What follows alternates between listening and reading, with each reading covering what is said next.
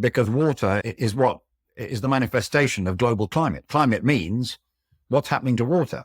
Where's it raining? How much is it raining? Do we have droughts? Do we have floods? Do we have hurricanes? Do we have storms? All of those involve water, either too much or too little, in the wrong place at the wrong time.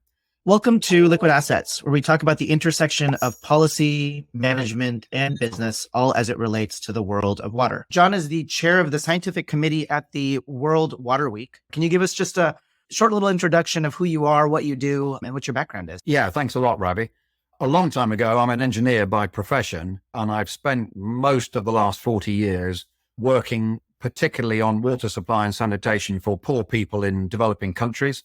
In recent years, I've moved on more from a fieldwork aspect, more to looking at global water policy issues. And so in my work as chair of Scientific Program Committee for World Water Week, I'm concerned with all aspects of water in all parts of the world. Beautiful. And let's just take that all the way back from the beginning. So for the last 40 years, you're a trained engineer by profession. What kind of engineer are you? Civil engineer. Civil engineer. Okay. And out of college, did you go straight into water? What was this journey into water? Did you start building bridges first as a civil engineer? Funnily enough, I did start designing bridges. That was a good guess. I'm from the UK, and I got an assignment from the company I worked for to work in Zambia on conventional civil engineering work. And I met my wife there, who was also working in Zambia at that time. And through her, I came to realize that the best thing I could do with my professional life was to dedicate my work to poor people in developing countries. And so I decided that water was the area where I would concentrate. And so I've been working specifically on water since then. For the audience, at the kind of largest scale, let's kind of just get down to first principles, right? Why is water related to climate change, related to global heating? How would you explain that? Yeah, thanks. Good question. The first thing that strikes people is that you can talk in an abstract way about the average global temperature. You know, we see this all the time in media headlines that since the industrial age started, the average global temperature has now gone up by 1.1 or 1.2 degrees. And the scientists and the politicians are working on trying to limit that to maybe 1.5 degrees or, in a really bad case, 2 degrees. And it's quite difficult just as an individual person to say, hey, what's the big deal with that? Outside my door, the temperature goes up by 20 degrees between summer and winter. You know, what's 1.1 degree? But the answer is that rather small increase is translated through the medium of water, because water is what is the manifestation of global climate. Climate means what's happening to water. Where's it raining? How much is it raining? Do we have droughts? Do we have floods? Do we have hurricanes? Do we have storms? All of those involve water, either too much or too little, in the wrong place at the wrong time. And so that apparently innocuous 1 degree or 1.5 degrees translates into enormous, turbulent and dramatic changes in climate patterns, and water is the medium through which people are affected. So the vast majority of impacts on people come from the flooding or from the drought, rather than directly from the increase in average temperature. Okay, so that depicts water as part of the mechanism through which climate change occurs and impinges on us. But what interests me in particular is to turn that around the other way and say, well, what are the characteristics of water and water management that can help us to actually reduce that impact? Where are activities that we are currently doing that can actually help to slow down the increase in global heating, for example? Or what are we doing in relation to those big climate cycles that would enable us to not just react to, but somehow to be able to help them to be less impactful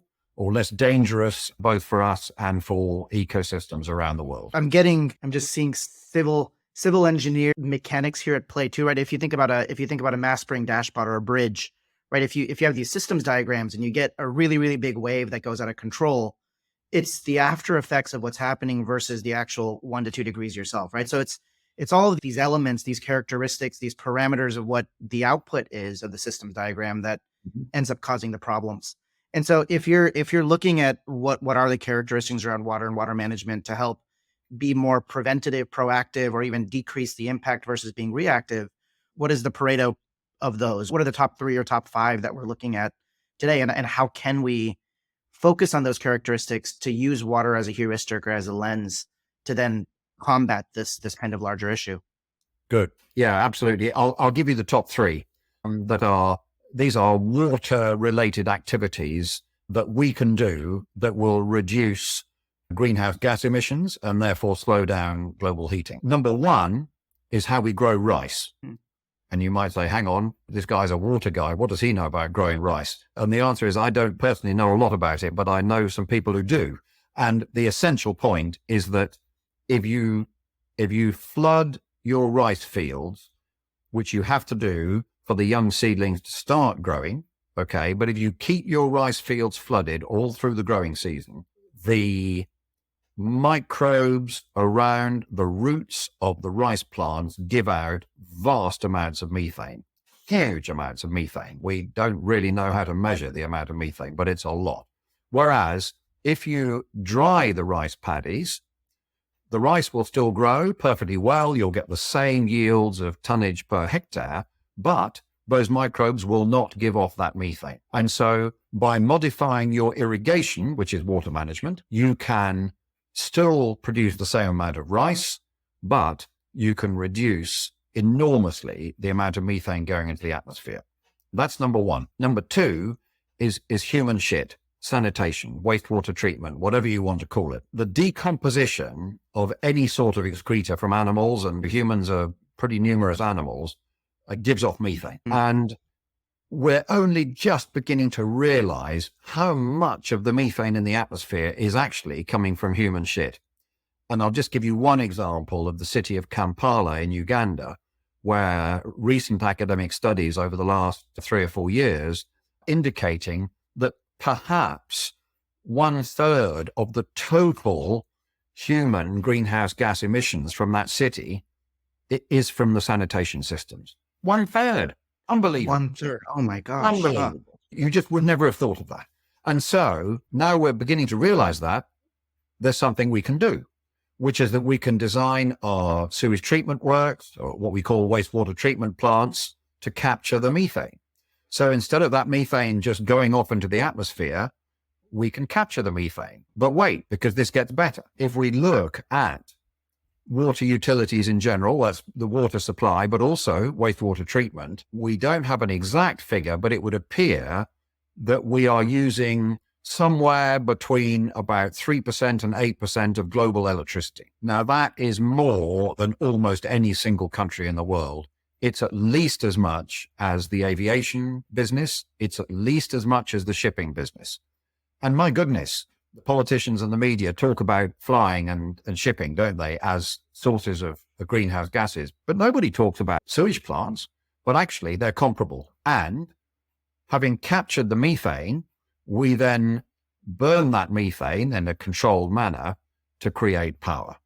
And we can create more power by capturing that methane than we are currently using from the national grid. So that's a win-win. We reduce our methane emissions and we generate the power. Now that's brilliant. And that's point number 2. Point number 3 is something which has been known for 100 years, which is hydroelectric power. That the greenhouse gas emissions for generating electricity through hydroelectric power are much, much smaller than those from burning fossil fuels.